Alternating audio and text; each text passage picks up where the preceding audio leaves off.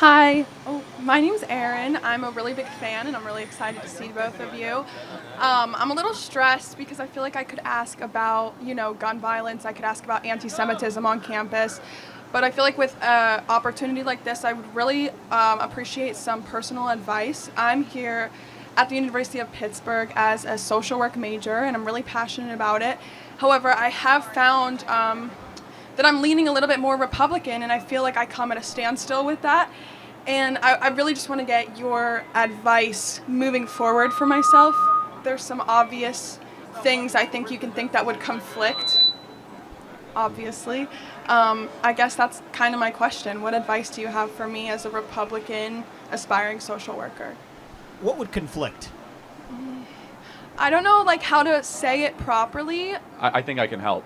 The social work industry is very much about a perspective generally of that people in poverty are there permanently and not trying to break people out of poverty into the middle class or higher levels. Right. And that's why the Democrat Party and social work are very intertwined. Right, exactly. They view poverty not as a series of choices, but as a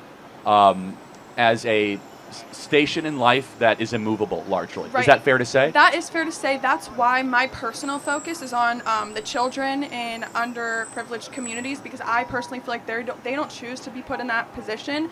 But I'm having a little bit of a difficult time empathizing with the older generation of underprivileged, and not in every community, but I don't know how to not sound bad.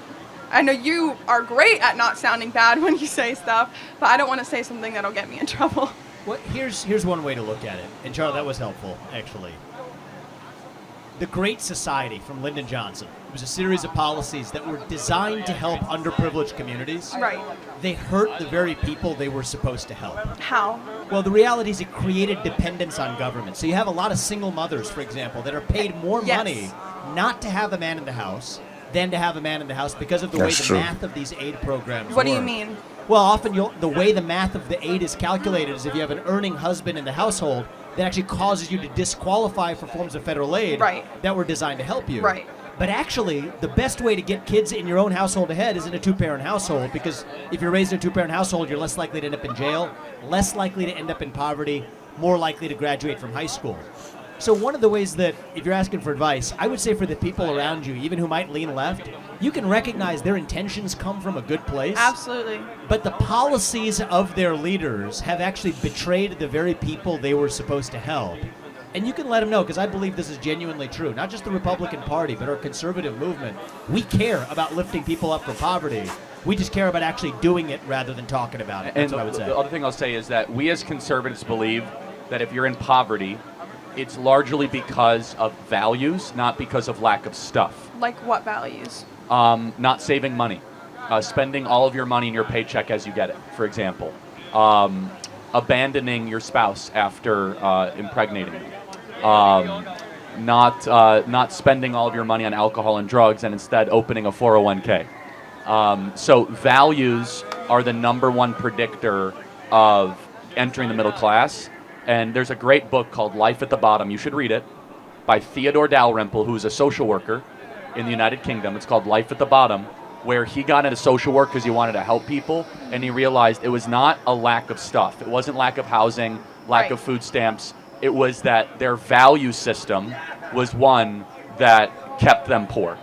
So yeah, really quick, then I want to get to the next question. I'm just struggling because in all of my social work classes right now, they're talking about all of those things. And they're wrong. So what do I do? I'm trying to learn about what I want to do. I think you need to stay in social work because you're called to do it, but there's an amazing amount of literature from Thomas Sowell to Shelby Steele to Theodore Dalrymple that get down to actual root causes of poverty, which is not lack of stuff, but is worldview. And I think that'd be super helpful. Thank you so much. God bless you. Trump 2024. Yes, you want a hat? Thank you. Yes, great. Thank you. What do you guys both think about like illegal immigrants coming in the United States and how they are being deported back to their home country? We should do it quicker. Yes. Yeah. If you are an illegal alien, you broke the law, you cut in line. We love legal immigrants, and illegal immigrants cut in line, and they were not welcome, and they should go back to their country of origin. Agreed. All right, perfect. Agreed.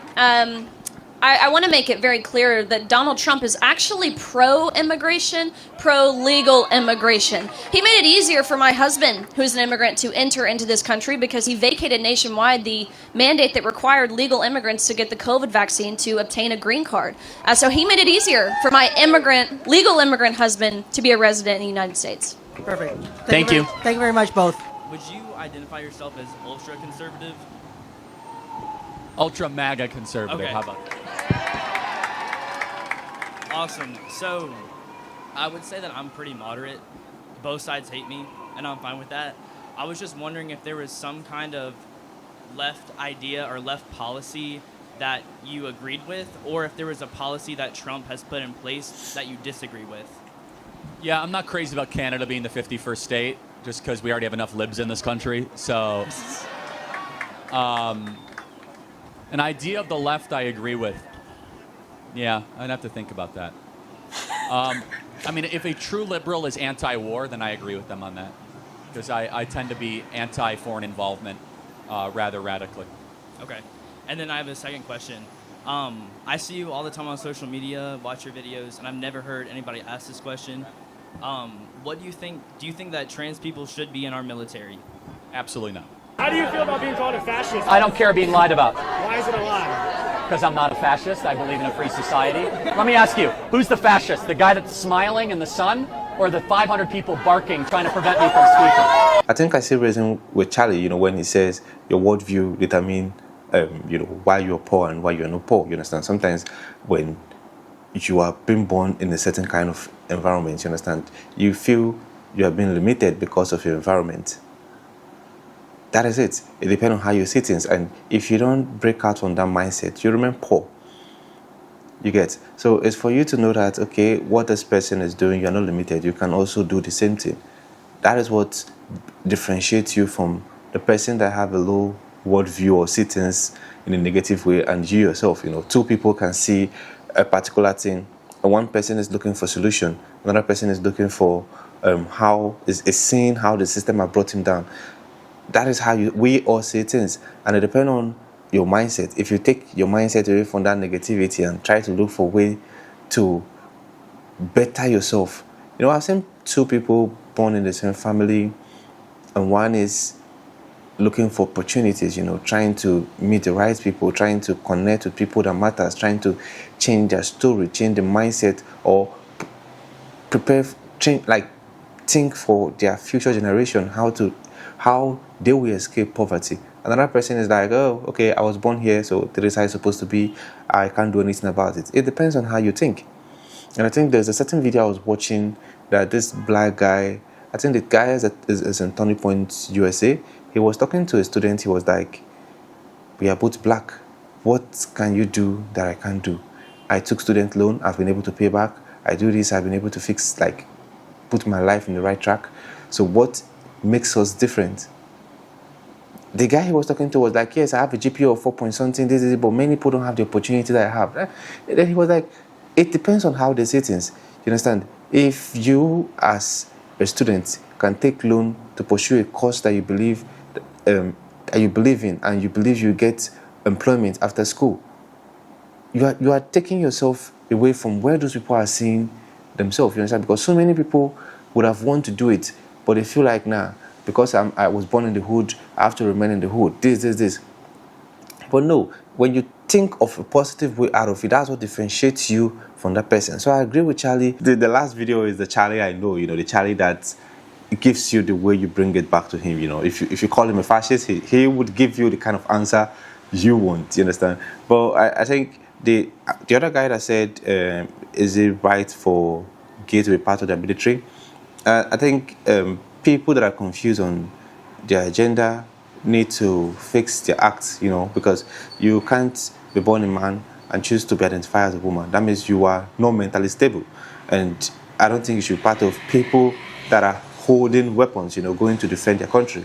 The first question talking about illegal immigration, I think Donald Trump has done very good work by cutting down the high rate of illegal immigration, you understand? And I really, really admire him for that, because defending your border, preventing people from entering your country illegally, It's something that I want every other country to do, you understand? Because this is one of the problem of Nigeria. When our northern border was allowed, when illegal immigrants invaded our northern border, coming in which led to the high rate of bandits and Boko Haram and so many other people that left, that came into the country, and now they are making Nigeria a living hell. And I wish our president did a better job by protecting our border. By now, America would have been maybe one of the safest countries to be in, but right now they are descending all the way from north down to the southern part of Nigeria, and they're constituting nuisance. So this is at least an example of what a president that did not protect his border. This is what is happening, because people are being unalive daily because of their action, and America is trying to correct that mistake, you understand, by protecting their northern border or their southern border, and they're doing a good job. That is the truth, because I think since when Donald Trump came in, he has been able to cut down illegal immigration to its root. You understand? I know people might still get loopholes, but he's really doing a good job. Okay, so guys, that's the end of the video. Let me know what you think in the comment section. If it is the first time visiting the channel, click on the subscribe button. Thanks for watching, and remember bless.